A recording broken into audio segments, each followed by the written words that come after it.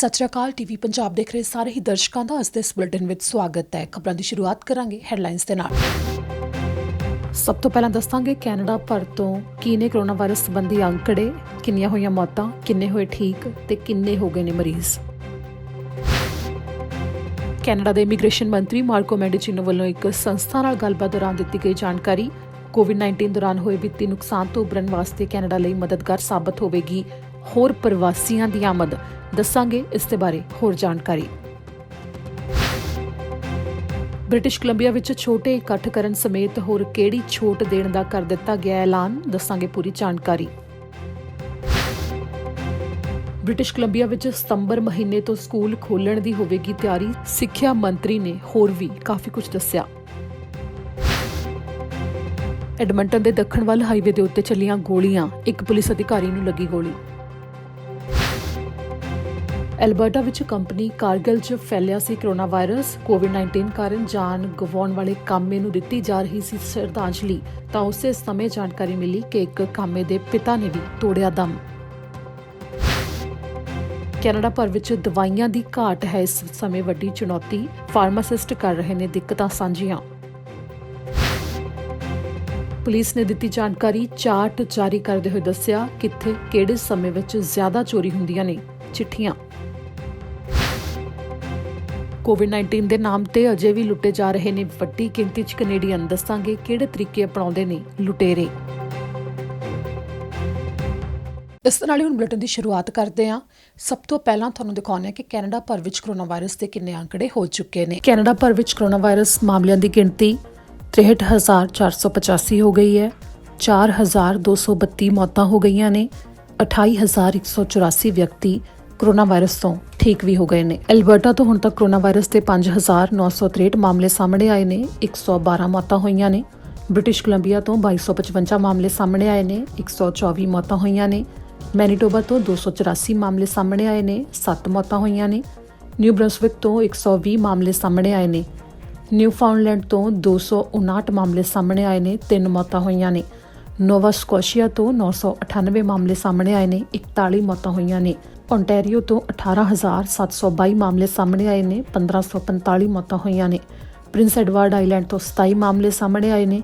Quebec ਤੋਂ 34,327 ਮਾਮਲੇ ਸਾਹਮਣੇ ਆਏ ਨੇ। 2,510 ਮੌਤਾਂ ਹੋਈਆਂ ਨੇ। ਸਸਕੈਚਵਨ ਤੋਂ 512 ਮਾਮਲੇ ਸਾਹਮਣੇ ਆਏ ਨੇ। 6 ਮੌਤਾਂ ਹੋਈਆਂ ਨੇ। ਨਾਰਥ ਵੈਸਟ ਟੈਰੀਟਰੀਜ਼ ਤੋਂ 5 ਮਾਮਲੇ ਸਾਹਮਣੇ ਆਏ ਨੇ। ਨੁਨਾਵਤ ਤੋਂ 1 ਮਾਮਲਾ ਸਾਹਮਣੇ ਆਇਆ ਤੇ ਯੂਕੋਨ ਤੋਂ 11 ਮਾਮਲੇ ਸਾਹਮਣੇ ਆਏ ਨੇ। ਹੁਣ ਗੱਲ ਕਰਦੇ ਹਾਂ ਕੈਨੇਡਾ ਵਿੱਚ ਇਮੀਗ੍ਰੇਸ਼ਨ ਦੇ ਬਾਰੇ। ਦਰਅਸਲ ਇਮੀਗ੍ਰੇਸ਼ਨ ਮੰਤਰੀ ਮਾਰਕੋ ਮੈਂਡੀਚੀਨੋ ਦੇ ਵੱਲੋਂ ਵੱਖੋ ਵੱਖਰੇ ਅਦਾਰਿਆਂ ਨਾਲ ਬੈਠਕਾਂ ਵੀ ਕੀਤੀਆਂ ਜਾ ਰਹੀਆਂ ਨੇ। ਇਸ ਮੌਕੇ ਉਹਨਾਂ ਦੇ ਵੱਲੋਂ ਗੱਲਬਾਤ ਵੀ ਕੀਤੀ ਜਾ ਰਹੀ ਹੈ ਤਾਂ ਵੱਖੋ ਵੱਖਰੇ ਟੀਵੀ ਚੈਨਲਸ ਨੂੰ ਜਾਂ ਫਿਰ ਰੇਡੀਓ ਨੂੰ ਇੰਟਰਵਿਊਜ਼ ਦਿੱਤੀਆਂ ਜਾ ਰਹੀਆਂ ਨੇ। ਉਹਨਾਂ ਸਾਰਿਆਂ ਵਿੱਚ ਜਿਹੜੀ ਉਹਨਾਂ ਵੱਲੋਂ ਜਾਣਕਾਰੀ ਸਾਂਝੀ ਕੀਤੀ ਜਾ ਰਹੀ ਹੈ ਉਸ ਦੇ ਵਿੱਚੋਂ ਪ੍ਰਮੁੱਖ ਗੱਲਾਂ ਇਸ ਸਮੇਂ ਤੁਹਾਨੂੰ ਦੱਸਾਂਗੇ। ਮਾਰਕੋ ਮੈਂਡੀਚੀਨੋ ਦੇ ਵੱਲੋਂ 2 ਦਿਨ ਪਹਿਲਾਂ ਹੀ ਕੈਨੇਡੀਅਨ ਬਾਰ ਐਸੋਸੀਏਸ਼ਨ ਦੇ ਜੋ ਇਮੀਗ੍ਰੇਸ਼ਨ ਦੇ ਸੰਬੰਧਿਤ ਲਾਇਰਸ ਨੇ ਉਹਨਾਂ ਨਾਲ ਜਦੋਂ ਬੈਠਕ ਕੀਤੀ ਗਈ ਹੈ, ਗੱਲਬਾਤ ਕੀਤੀ ਗਈ ਹੈ ਤਾਂ ਇੱਥੇ ਖਾਸ ਤੌਰ 'ਤੇ ਦੱਸਿਆ ਗਿਆ ਕਿ ਕੋਵਿਡ-19 ਦੇ ਕਰਕੇ ਇਮੀਗ੍ਰੇਸ਼ਨ ਦੇ ਉੱਤੇ ਪ੍ਰਭਾਵ ਇਸ ਵਕਤ ਜ਼ਰੂਰ ਪੈ ਰਿਹਾ ਹੈ ਕਿ ਇਸ ਵਕਤ ਜਿੰਨੇ ਵੀ ਐਪਲੀਕੇਸ਼ਨਸ ਲੱਗੀਆਂ ਹੋਈਆਂ ਨੇ ਉਹਨਾਂ ਦੇ ਉੱਤੇ ਕੰਮ ਤਾਂ ਜਾਰੀ ਹੈ ਪਰ ਕੰਮ ਹੌਲੀ ਹੋ ਗਿਆ ਹੈ। ਪਰ ਭਵਿੱਖ ਵਿੱਚ ਹੋਰ ਜ਼ਿਆਦਾ ਪ੍ਰਵਾਸੀਆਂ ਦੀ ਲੋੜ ਕੈਨੇਡਾ ਨੂੰ ਪਵੇਗੀ। ਇੱਥੇ ਮਾਰਕੋ ਮੈਂਡੀਚੀਨੋ ਦੇ ਵੱਲੋਂ ਦੱਸਿਆ ਗਿਆ ਕਿ ਕੈਨੇਡਾ ਦੇ ਜੋ ਵਿੱਤੀ ਹਾਲਤ ਨੂੰ ਸੁਧਾਰਨ ਵਾਸਤੇ, ਕੈਨੇਡਾ ਦੀ ਆਰਥਿਕਤਾ ਵਿੱਚ ਹੋਰ ਜ਼ਿਆਦਾ ਮਜ਼ਬੂਤੀ ਲਿਆਉਣ ਵਾਸਤੇ ਪ੍ਰਵਾਸੀਆਂ ਦਾ ਆਉਣਾ ਅਹਿਮ ਯੋਗਦਾਨ ਪਾਉਂਦਾ ਹੈ, ਜਿਸ ਤਹਿਤ ਉਹਨਾਂ ਦਾ ਸਥਾਨ ਅਹਿਮ ਹੋਵੇਗਾ ਉਸ ਸਮੇਂ ਵੀ ਜਦੋਂ ਕੈਨੇਡਾ ਦੇ ਵਿੱਚ ਕੋਵਿਡ-19 ਤੋਂ ਉਭਰਨ ਦੇ ਵਾਸਤੇ ਉਪਰਾਲੇ ਕੀਤੇ ਜਾਣਗੇ। ਜਿਸ ਲਈ ਜਿਵੇਂ ਕਿ ਪਹਿਲਾਂ ਤੋਂ ਕਿਹਾ ਜਾ ਰਿਹਾ ਸੀ ਉਸ ਦੇ ਵਿੱਚ ਇੱਕ ਤਰ੍ਹਾਂ ਨਾਲ ਇਸ ਨੂੰ ਸੰਕੇਤ ਵਜੋਂ ਦੇਖਿਆ ਜਾ ਸਕਦਾ ਹੈ ਕਿ ਜਦੋਂ ਕੋਵਿਡ-19 ਦੇ ਕਰਕੇ ਹਾਲਾਤ ਸੁਧਰ ਜਾਂਦੇ ਨੇ ਤਾਂ ਇਮੀਗ੍ਰੇਸ਼ਨ ਤਹਿਤ ਜਿਵੇਂ ਕਿ ਬਾਹਰਲੇ ਮੁਲਕਾਂ ਤੋਂ ਪ੍ਰਵਾਸੀ ਕਾਮੇ ਤੇ ਨਾਲ ਹੀ ਇੰਟਰਨੈਸ਼ਨਲ ਸਟੂਡੈਂਟ, ਇਹਨਾਂ ਦੇ ਵਾਸਤੇ ਖਾਸ ਤੌਰ ਦੇ ਉੱਤੇ ਕੈਨੇਡਾ ਵਿੱਚ ਥੋੜ੍ਹੀ ਢਿੱਲ ਜ਼ਰੂਰ ਦਿੱਤੀ ਜਾਵੇਗੀ ਕਿ ਹੋਰ ਜ਼ਿਆਦਾ ਕੈਨੇਡਾ ਵਿੱਚ ਇਹਨਾਂ ਨੂੰ ਬੁਲਾਇਆ ਜਾਵੇਗਾ ਤਾਂ ਕਿ ਕੈਨੇਡਾ ਦੇ ਵਿੱਚ ਜੋ ਵਿੱਤੀ ਤੌਰ ਦੇ ਉੱਤੇ ਮਜ਼ਬੂਤੀ ਲਿਆਉਣੀ, ਆਰਥਿਕਤਾ ਵਿੱਚ ਇਹ ਯੋਗਦਾਨ ਪਾ ਸਕਣ। ਇੱਥੇ ਜ਼ਿਕਰਯੋਗ ਹੈ ਕਿ ਕੈਨੇਡਾ ਸਰਕਾਰ ਦੇ ਵੱਲੋਂ ਫਿਰ ਬੇਸ਼ੱਕ 2019 ਤੋਂ ਬਾਅਦ ਹੁਣ ਜੋ ਜਸਟਿਨ ਟਰੂਡੋ ਦੀ ਸਰਕਾਰ ਬਣੀ ਹੈ ਜਾਂ ਫਿਰ ਜੋ ਇਸ ਤੋਂ ਪਹਿਲਾਂ ਸੀ, ਬਾਰ-ਬਾਰ ਇਹ ਗੱਲ ਦਾ ਜ਼ਿਕਰ ਜ਼ਰੂਰ ਕੀਤਾ ਗਿਆ ਤੇ ਇਹ ਵੀ ਇੱਥੇ ਤੱਥ ਹੈ ਕਿ ਜਦੋਂ ਪਰਮਾਨੈਂਟ ਰੈਜ਼ੀਡੈਂਸੀ ਦੀ ਗੱਲ ਹੁੰਦੀ ਹੈ ਤਾਂ ਇੰਟਰਨੈਸ਼ਨਲ ਸਟੂਡੈਂਟਸ ਨੂੰ ਪਹਿਲ ਦੇਣ ਦੀ ਗੱਲ ਇਸੇ ਕਰਕੇ ਕੀਤੀ ਜਾਂਦੀ ਹੈ ਕਿਉਂਕਿ ਕਿਉਂਕਿ ਕੈਨੇਡਾ ਨੂੰ ਪ੍ਰਵਾਸੀਆਂ ਦੀ ਲੋੜ ਤਾਂ ਹੈਗੀ ਹੀ ਹੈ ਕਿ ਕੈਨੇਡਾ ਵਿੱਚ ਇਸ ਵਕਤ ਜਿਹੜੀ ਜ਼ਿਆਦਾਤਰ ਆਬਾਦੀ ਹੈ ਉਹ ਬਜ਼ੁਰਗ ਜ਼ਿਆਦਾ ਨੇ ਅਤੇ ਬਜ਼ੁਰਗਾਂ ਦੀ ਜ਼ਿਆਦਾ ਆਬਾਦੀ ਹੋਣ ਕਰਕੇ ਪੈਨਸ਼ਨਾਂ ਜ਼ਿਆਦਾ ਦੇਣੀਆਂ ਪੈਣੀਆਂ ਨੇ, ਜੋ ਵਿੱਤੀ ਤੌਰ ਦੇ ਉੱਤੇ ਕੈਨੇਡਾ ਸਰਕਾਰ ਦੇ ਉੱਤੇ ਬੋਝ ਵੀ ਹੋਰ ਜ਼ਿਆਦਾ ਵੱਧ ਜਾਂਦਾ ਹੈ, ਜਿਸ ਕਰਕੇ ਉਹਨਾਂ ਨੂੰ ਨੌਜਵਾਨ ਪੀੜ੍ਹੀ ਦੀ ਲੋੜ ਹੈ ਅਤੇ ਜਿਸ ਵਿੱਚ ਇੰਟਰਨੈਸ਼ਨਲ ਸਟੂਡੈਂਟਸ ਨੂੰ ਪਹਿਲ ਇਸ ਕਰਕੇ ਵੀ PR ਲਈ ਦਿੱਤੀ ਜਾਂਦੀ ਹੈ ਕਿਉਂਕਿ ਉਹ ਪਹਿਲਾਂ ਤੋਂ ਕੈਨੇਡਾ ਦੇ ਵਿੱਚ ਰਹਿ ਚੁੱਕੇ ਹੁੰਦੇ ਨੇ, ਪੜ੍ਹਾਈ ਕੈਨੇਡਾ ਵਿੱਚ ਕਰ ਚੁੱਕੇ ਹੁੰਦੇ ਨੇ ਅਤੇ ਨਾਲ ਹੀ ਜਦੋਂ ਵਰਕ ਪਰਮਿਟ ਮਿਲਦਾ ਤਾਂ ਕੈਨੇਡਾ ਵਿੱਚ ਕੰਮ ਵੀ ਕਰ ਚੁੱਕੇ ਹੁੰਦੇ ਨੇ ਅਤੇ ਫਿਰ ਕੈਨੇਡਾ ਦੇ ਵਿੱਚ ਰਹਿਣ ਦਾ ਅਨੁਭਵ ਜਿਨ੍ਹਾਂ ਦੇ ਕੋਲ ਹੋਵੇ ਉਹਨਾਂ ਨੂੰ PR ਦੇ ਲਈ ਪਹਿਲ ਮਿਲਦੀ ਹੈ। ਇਹੋ ਕਾਰਨ ਹੈ ਕਿ ਕੈਨੇਡਾ ਵਿੱਚ ਜਦੋਂ ਅਨੁਭਵ ਕੰਮ ਦਾ ਵੀ ਹੁੰਦਾ ਹੈ ਤਾਂ ਉਸ 'ਤੇ ਪੁਆਇੰਟ ਵੀ ਜ਼ਿਆਦਾ ਲੱਗਦੇ ਨੇ, ਤਾਂ ਜ਼ਿਆਦਾ ਫਾਇਦਾ ਉਸ ਦਾ ਮਿਲਦਾ ਹੈ ਅਤੇ ਉਹਨਾਂ ਨੂੰ ਪਹਿਲ ਦੇ ਆਧਾਰ 'ਤੇ PR ਮਿਲ ਜਾਂਦੀ ਹੈ। ਤਾਂ ਇਸੇ ਤਹਿਤ ਹੁਣ COVID-19 ਤੋਂ ਬਾਅਦ ਜਿਹੜੇ ਪ੍ਰਵਾਸੀਆਂ ਨੂੰ ਬੁਲਾਉਣ ਦਾ ਸਿਲਸਿਲਾ ਹੈ ਉਹ ਜਿਵੇਂ ਪਹਿਲਾਂ ਚੱਲ ਰਿਹਾ ਸੀ, ਫਿਲਹਾਲ ਤੱਕ ਇਹੋ ਜਾਣਕਾਰੀ ਹੈ ਕਿ ਉਵੇਂ ਹੀ ਚੱਲੇਗਾ। ਇਹ ਨਹੀਂ ਹੈ ਕਿ ਪਹਿਲਾਂ ਨਾਲੋਂ ਘਟਾ ਦਿੱਤਾ ਜਾਵੇਗਾ, ਸਗੋਂ ਵਧਾਇਆ ਜਾ ਸਕਦਾ ਹੈ। ਅਜਿਹੇ ਸੰਕੇਤ ਜ਼ਰੂਰ ਮਿਲ ਰਹੇ ਨੇ। ਇੰਟਰਨੈਸ਼ਨਲ ਸਟੂਡੈਂਟਸ ਦੀ ਵੀ ਹੋਰ ਜ਼ਿਆਦਾ ਕੈਨੇਡਾ ਨੂੰ ਲੋੜ ਪਵੇਗੀ ਕਿਉਂਕਿ ਇੰਟਰਨੈਸ਼ਨਲ ਸਟੂਡੈਂਟਸ ਦੇ ਵੱਲੋਂ ਜੋ ਵਿੱਤੀ ਤੌਰ ਦੇ ਉੱਤੇ ਯੋਗਦਾਨ ਪਾਇਆ ਜਾਂਦਾ ਹੈ ਉਹ ਬਹੁਤ ਜ਼ਿਆਦਾ ਹੈ ਅਤੇ ਹੋਰ ਜ਼ਿਆਦਾ ਵਿੱਤੀ ਤੌਰ ਦੇ ਉੱਤੇ ਮਜ਼ਬੂਤੀ ਵਾਸਤੇ ਕੈਨੇਡਾ ਨੂੰ ਆਪਣੇ ਇਮੀਗ੍ਰੇਸ਼ਨ ਸਿਸਟਮ ਦੇ ਵਿੱਚ ਜਿਹੜੇ ਪ੍ਰਵਾਸੀਆਂ ਨੂੰ ਬੁਲਾਉਣ ਦੇ ਤਹਿਤ ਕੰਮ ਹੈ ਉਹ ਜਾਰੀ ਰੱਖਣਾ ਪਵੇਗਾ, ਜਿਸ ਦੇ ਵਿੱਚ ਖਾਸ ਤੌਰ ਦੇ ਉੱਤੇ ਜੋ ਵਰਕ ਪਰਮਿਟ 'ਤੇ ਆਉਂਦੇ ਨੇ ਜਾਂ ਫਿਰ ਜੋ ਇੰਟਰਨੈਸ਼ਨਲ ਸਟੂਡੈਂਟ ਨੇ। ਬਾਕੀ ਜਿਹੜੇ ਫੈਡਰਲ ਤੌਰ ਦੇ ਉੱਤੇ ਫਾਈਲ ਲਗਾ ਕੇ ਪੱਕੇ ਹੋ ਕੇ ਆਪਣੇ ਪੁਆਇੰਟ ਸਿਸਟਮ 'ਤੇ ਆਉਂਦੇ ਨੇ ਉਹ ਤਾਂ ਉਵੇਂ ਹੀ ਚੱਲਦਾ ਹੀ ਰਹਿੰਦਾ ਹੈ ਕਿ ਜਿੰਨਾ ਜ਼ਿਆਦਾ ਸਕੋਰ ਉੱਪਰ ਜਾਂਦਾ ਹੈ ਜਾਂ ਫਿਰ ਜਿੰਨਾ ਜ਼ਿਆਦਾ ਕੱਟ ਆਫ ਹੁੰਦਾ ਉਨੇ ਜ਼ਿਆਦਾ ਵਿਅਕਤੀਆਂ ਦੀ ਚੋਣ ਹੁੰਦੀ ਹੈ ਅਤੇ ਉਹਨਾਂ ਨੂੰ PR ਦੇ ਵਾਸਤੇ ਇਨਵੀਟੇਸ਼ਨ ਭੇਜੇ ਜਾਂਦੇ ਨੇ। ਅਤੇ ਇਸ ਸਮੇਂ ਸਭ ਤੋਂ ਜ਼ਿਆਦਾ ਚੁਣੌਤੀ ਜਿਹੜੀ ਦੇਖੀ ਜਾ ਰਹੀ ਹੈ ਉਹ ਕਾਮਿਆਂ ਦੀ ਦੇਖੀ ਜਾ ਰਹੀ ਹੈ, ਜਿਸ ਤੋਂ ਇਹ ਵੀ ਨਤੀਜਾ ਨਿਕਲਦਾ ਕਿ ਕੈਨੇਡਾ ਨੂੰ ਹੋਰ ਜ਼ਿਆਦਾ ਵਿਅਕਤੀਆਂ ਦੀ ਲੋੜ ਹੈ ਕਿਉਂਕਿ ਖਾਸ ਤੌਰ ਦੇ ਉੱਤੇ ਖੇਤੀਬਾੜੀ ਅਦਾਰਿਆਂ ਵਿੱਚ ਇਸ ਸਮੇਂ ਵੱਡੀਆਂ ਚੁਣੌਤੀਆਂ ਦਾ ਸਾਹਮਣਾ ਕਰਨਾ ਪੈ ਰਿਹਾ ਹੈ, ਜਿਸ ਦੇ ਵਿੱਚ ਜਿਹੜੇ ਪ੍ਰਵਾਸੀ ਕਾਮੇ ਨੇ ਉਹ ਆ ਵੀ ਨਹੀਂ ਪਾ ਰਹੇ ਜਿਨ੍ਹਾਂ ਨੂੰ ਵਰਕ ਪਰਮਿਟ ਤਾਂ ਮਿਲੇ ਹੋਏ ਨੇ, ਪਰ ਜਿਹੜੀ ਸਮੱਸਿਆ ਇਸ ਵਕਤ ਏਅਰਲਾਈਨਸ ਦੀ ਜਾਂ ਫਿਰ ਕਈ ਦੇਸ਼ਾਂ ਦੇ ਵਿੱਚ ਬੰਦ ਹੈ ਉਹਦੇ ਕਰਕੇ ਜਿਹੜੇ ਪ੍ਰਵਾਸੀ ਨੇ ਉਹ ਕੈਨੇਡਾ ਪਹੁੰਚ ਨਹੀਂ ਪਾ ਰਹੇ। ਇਹ ਵੀ ਇੱਕ ਵੱਡੇ ਤੌਰ ਦੇ ਉੱਤੇ ਚੁਣੌਤੀ ਹੈ ਜਿਸ ਦੇ ਨਾਲ ਨਜਿੱਠਣ ਦੇ ਵਾਸਤੇ ਅੱਗੇ ਤੋਂ ਜੇਕਰ ਅਜਿਹਾ ਕਦੀ ਵੀ ਹਾਲਾਤ ਪੈਦਾ ਹੁੰਦੇ ਨੇ ਤਾਂ ਉਸ ਵਿੱਚ ਇਹ ਜ਼ਰੂਰ ਦੇਖਿਆ ਜਾਵੇਗਾ ਕਿ ਹੋਰ ਜ਼ਿਆਦਾ ਕਾਮੇ ਨੇ ਜਿਹੜੇ ਕੈਨੇਡਾ ਵਿੱਚ ਹੋਣ ਕਿਉਂਕਿ ਵੱਖੋ ਵੱਖਰੇ ਅਦਾਰੇ ਇਮੀਗ੍ਰੇਸ਼ਨ ਵਿਭਾਗ ਦੇ ਉੱਤੇ ਦਬਾਅ ਪਾ ਰਹੇ ਨੇ ਜਿਨ੍ਹਾਂ ਕੋਲ ਕਾਮਿਆਂ ਦੀ ਘਾਟ ਹੈ ਕਿ ਉਹਨਾਂ ਨੂੰ ਕਾਮੇ ਚਾਹੀਦੇ ਨੇ, ਪਰ ਇਸ ਵਕਤ ਤਾਂ ਕੋਈ ਵੀ ਹੋਰ ਤਰੀਕਾ ਨਹੀਂ ਮਿਲ ਰਿਹਾ। ਇਹੋ ਵੱਡਾ ਕਾਰਨ ਹੈ ਕਿ ਇੰਟਰਨੈਸ਼ਨਲ ਸਟੂਡੈਂਟਸ ਦੇ ਕੰਮ ਕਰਨ ਦਾ ਸਮਾਂ ਹੈ ਜੋ ਉਹਨਾਂ ਨੂੰ ਸਮਾਂ ਸੀਮਾ ਦਿੱਤੀ ਜਾਂਦੀ ਹੈ ਉਹ 20 ਘੰਟੇ ਤੋਂ ਵਧਾ ਕੇ ਅੱਗੇ ਕਰ ਦਿੱਤੀ ਗਈ ਹੈ ਕਿ 20 ਘੰਟੇ ਤੋਂ ਜ਼ਿਆਦਾ ਵੀ ਉਹ ਕੰਮ ਕਰ ਸਕਦੇ ਨੇ ਕਿਉਂਕਿ ਕਾਮਿਆਂ ਦੀ ਘਾਟ ਇੱਕ ਵੱਡੀ ਚੁਣੌਤੀ ਕੈਨੇਡਾ ਭਰ ਵਿੱਚ ਇਸ ਵਕਤ ਬਣੀ ਪਈ ਹੈ। ਅਗਲੀ ਖਬਰ ਹੈ ਕਿ ਬ੍ਰਿਟਿਸ਼ ਕੋਲੰਬੀਆ ਸਰਕਾਰ ਦੇ ਵੱਲੋਂ ਛੋਟ ਦੇ ਦਿੱਤੀ ਗਈ ਹੈ। ਦਰਅਸਲ ਛੋਟੇ ਇਕੱਠ ਸਿਰਫ ਲੌਂਗ ਵੀਕਐਂਡਸ ਦੇ ਵਾਸਤੇ ਕੀਤੇ ਜਾਣ ਦੇ ਬਾਰੇ ਛੋਟ ਦਿੱਤੀ ਗਈ ਹੈ ਜਿਸ ਦੇ ਵਿੱਚ 6 ਵਿਅਕਤੀ ਇਕੱਠੇ ਹੋ ਸਕਦੇ ਨੇ। ਤੁਹਾਨੂੰ ਦੱਸ ਦਿੰਦੇ ਹਾਂ ਕਿ ਬ੍ਰਿਟਿਸ਼ ਕੋਲੰਬੀਆ ਸਰਕਾਰ ਵੱਲੋਂ ਅੱਜ ਹੋਰ ਕੀ ਐਲਾਨ ਕੀਤੇ ਗਏ ਨੇ, ਜਿਸ ਦੇ ਵਿੱਚ ਨਾ ਸਿਰਫ ਜੋ ਇਸ ਸਮੇਂ ਛੋਟ ਦਿੱਤੀ ਗਈ ਹੈ ਉਸ ਦੇ ਬਾਰੇ, ਸਗੋਂ ਅੱਗੇ ਭਵਿੱਖ ਵਿੱਚ ਆਉਂਦੇ ਦਿਨਾਂ ਵਿੱਚ ਕਿੰਨੇ ਸਮੇਂ ਦੇ ਵਿੱਚ ਇਹਨਾਂ ਨੂੰ ਛੋਟ ਮਿਲ ਜਾਵੇਗੀ, ਜਿਸ ਵਿੱਚ ਸਭ ਤੋਂ ਪਹਿਲਾਂ ਤਾਂ ਇਹੀ ਹੈ ਕਿ 6 ਵਿਅਕਤੀਆਂ ਤੱਕ ਨੂੰ ਇਜਾਜ਼ਤ ਮਿਲ ਗਈ ਹੈ ਕਿ ਉਹ ਲੌਂਗ ਵੀਕਐਂਡਸ ਦੇ ਵਾਸਤੇ ਇਕੱਠੇ ਹੋ ਸਕਦੇ ਨੇ ਅਤੇ retail stores, hair salon, child care, restaurants, libraries ਅਤੇ ਮਿਊਜ਼ੀਅਮਸ ਨੂੰ ਜਲਦ ਖੋਲ੍ਹ ਦਿੱਤਾ ਜਾਵੇਗਾ, ਜਿਸ ਦੇ ਵਿੱਚ ਸਮਾਂ ਸੀਮਾ ਤਾਂ ਨਹੀਂ ਦਿੱਤੀ ਗਈ ਹੈ ਪਰ ਇਹਨਾਂ ਨੂੰ ਜਲਦ ਖੋਲ੍ਹਣ ਦੇ ਬਾਰੇ ਪ੍ਰੀਮੀਅਰ ਜੌਨ ਹੌਰਗਨ ਦੇ ਵੱਲੋਂ ਅੱਜ ਕਿਹਾ ਗਿਆ। ਇਸ ਦੇ ਨਾਲ ਹੀ ਪ੍ਰੋਵਿੰਸ਼ੀਅਲ ਪਾਰਕ ਨੇ ਜਿਹੜੇ ਉਹਨਾਂ ਨੂੰ ਸਿਰਫ ਦਿਨ ਦੇ ਸਮੇਂ ਵਾਸਤੇ ਮਈ 14 ਤੋਂ ਖੋਲ੍ਹੇ ਜਾਣ ਦੀ ਗੱਲ ਕਹਿ ਦਿੱਤੀ ਗਈ ਹੈ। ਇਸ ਦੇ ਵਾਸਤੇ ਸਮਾਂ ਦਿੱਤਾ ਗਿਆ ਹੈ। ਤਾਂ ਓਵਰਨਾਈਟ ਯਾਨੀ ਕਿ ਪੂਰੀ ਰਾਤ ਵਾਸਤੇ ਕੈਂਪਿੰਗ ਕਰਦੇ ਨੇ ਜਿਹੜੇ ਉਹਨਾਂ ਨੂੰ ਜੂਨ ਤੋਂ ਇਜਾਜ਼ਤ ਦੇ ਦਿੱਤੀ ਜਾਵੇਗੀ ਕਿ ਜੂਨ ਮਹੀਨੇ ਤੋਂ ਮੰਨਿਆ ਜਾ ਰਿਹਾ ਹੈ ਕਿ ਓਵਰਨਾਈਟ ਕੈਂਪਿੰਗ ਵਾਸਤੇ ਇਜਾਜ਼ਤ ਮਿਲ ਜਾਵੇਗੀ। ਤਾਂ ਹੋਟਲ, ਮੂਵੀ ਥੀਏਟਰ ਅਤੇ ਫਿਲਮ ਇੰਡਸਟਰੀ ਹੈ ਜਿਹੜੀ ਉਹ ਗਰਮੀ ਦੇ ਵਿੱਚ ਖੋਲ੍ਹਣ ਦੇ ਬਾਰੇ ਕਿਹਾ ਗਿਆ ਹੈ। ਫਿਲਹਾਲ ਪੂਰੇ ਤਰੀਕੇ ਨਾਲ ਹੀ ਦੱਸਿਆ ਗਿਆ ਕਿ ਕਿਹੜੇ ਤਰੀਕ ਤੋਂ ਖੁੱਲ੍ਹ ਸਕਦੇ ਨੇ, ਪਰ ਇਹ ਗਰਮੀਆਂ ਦੇ ਵਿੱਚ ਖੁੱਲ੍ਹਣ ਦੀ ਗੱਲ ਕਹੀ ਗਈ ਹੈ। ਅਤੇ ਨਾਲ ਹੀ ਸਕੂਲ ਨੇ ਜਿਹੜੇ ਸਕੂਲਾਂ ਨੂੰ ਖੋਲ੍ਹਣ ਦਾ ਸਮਾਂ ਸਤੰਬਰ ਮਹੀਨਾ ਦੱਸਿਆ ਗਿਆ ਕਿ ਸਤੰਬਰ ਮਹੀਨੇ ਤੋਂ ਕਲਾਸਿਸ ਸ਼ੁਰੂ ਹੋ ਸਕਦੀਆਂ ਨੇ। ਇਸ ਦੇ ਨਾਲ ਹੀ COVID-19 ਦੇ ਕਾਰਨ ਜਿਹੜੇ ਵੀ ਹਾਲਾਤ ਬਣਦੇ ਨੇ ਉਸ ਦੇ ਉੱਤੇ ਨਿਰਭਰ ਕਰੇਗਾ ਕਿ ਇਹ ਚੀਜ਼ਾਂ ਸਮੇਂ ਜਿਹੜੇ ਦਿੱਤੇ ਗਏ ਨੇ ਉਹਨਾਂ ਦੇ ਉੱਤੇ ਖੁੱਲ੍ਹਣਗੀਆਂ ਜਾਂ ਨਹੀਂ। ਅਤੇ ਨਾਈਟ ਕਲੱਬ, ਬਾਰ, ਕੈਸੀਨੋ ਇਹਨਾਂ ਨੂੰ ਖੋਲ੍ਹਣ ਵਾਸਤੇ ਹਜੇ ਕੋਈ ਵੀ ਸਮਾਂ ਸੀਮਾ ਨਹੀਂ ਦੱਸੀ ਗਈ ਹੈ, ਨਾ ਹੀ ਇਹ ਕਿਹਾ ਗਿਆ ਕਿ ਇਹ ਜਲਦ ਖੁੱਲ੍ਹ ਸਕਦੇ ਨੇ, ਯਾਨੀ ਕਿ ਹੋ ਸਕਦਾ ਹੈ ਕਿ ਸਭ ਤੋਂ ਬਾਅਦ ਇਹਨਾਂ ਨੂੰ ਖੋਲ੍ਹਿਆ ਜਾਵੇ। ਜਿਹੜਾ ਸਮਾਂ ਦੱਸਦੇ ਹੋਏ ਇਹਨਾਂ ਚੀਜ਼ਾਂ ਨੂੰ ਖੋਲ੍ਹਣ ਦੀ ਇਜਾਜ਼ਤ ਦੇ ਦਿੱਤੀ ਗਈ ਹੈ, ਉਹ ਹੋ ਸਕਦਾ ਕਿ ਕੋਵਿਡ-19 ਦੇ ਕਾਰਨ ਜਿਹੜੇ ਹਾਲਾਤ ਬਣਨਗੇ ਉਸ ਦੇ ਉੱਤੇ ਨਿਰਭਰ ਕਰੇ। ਜੇਕਰ ਹਾਲਾਤ ਜ਼ਿਆਦਾ ਸੁਧਰ ਗਏ ਤਾਂ ਹੋ ਸਕਦਾ ਜਿਹੜੀਆਂ ਚੀਜ਼ਾਂ ਲੇਟ ਖੁੱਲ੍ਹਣੀਆਂ ਨੇ ਉਹਨਾਂ ਨੂੰ ਜਲਦੀ ਖੋਲ੍ਹਣ ਦਾ ਵੀ ਐਲਾਨ ਕੀਤਾ ਜਾਵੇ, ਜਾਂ ਫਿਰ ਜੇਕਰ ਹਾਲਾਤ ਥੋੜ੍ਹੇ ਵੀ ਵਿਗੜਦੇ ਨੇ, ਥੋੜ੍ਹੇ ਵੀ ਕੇਸ ਹੋਰ ਜ਼ਿਆਦਾ ਵੱਧ ਸਾਹਮਣੇ ਆਉਂਦੇ ਨੇ, ਤਾਂ ਹੋ ਸਕਦਾ ਕਿ ਜੋ ਇਹ ਸਮਾਂ ਸੀਮਾ ਦਿੱਤੀ ਗਈ ਹੈ ਉਸ ਨੂੰ ਵਧਾ ਦਿੱਤਾ ਜਾਵੇ, ਜਾਂ ਫਿਰ ਜਿਹੜੀਆਂ ਚੀਜ਼ਾਂ ਨੂੰ ਖੋਲ੍ਹਣ ਦੀ ਇਜਾਜ਼ਤ ਦਿੱਤੀ ਗਈ ਹੈ ਉਹਨਾਂ ਨੂੰ ਮੁੜ ਤੋਂ ਬੰਦ ਕਰ ਦਿੱਤਾ ਜਾਵੇ। ਪਰ ਉਮੀਦ ਇਹੋ ਹੈ ਕਿ ਹਾਲਾਤ ਚੰਗੇ ਹੀ ਬਣੇ ਰਹਿਣ। ਇਸ ਦੇ ਨਾਲ ਹੀ ਸਕੂਲਾਂ ਦੇ ਬਾਰੇ ਜੋ ਜਾਣਕਾਰੀ ਦਿੱਤੀ ਗਈ ਹੈ, ਇਸ ਦੇ ਵਿੱਚ ਕਿਹਾ ਗਿਆ ਕਿ ਸਤੰਬਰ ਮਹੀਨੇ ਤੋਂ ਕਲਾਸਾਂ ਲਾਉਣ ਦੇ ਬਾਰੇ ਤਿਆਰੀ ਕੀਤੀ ਜਾ ਰਹੀ ਹੈ।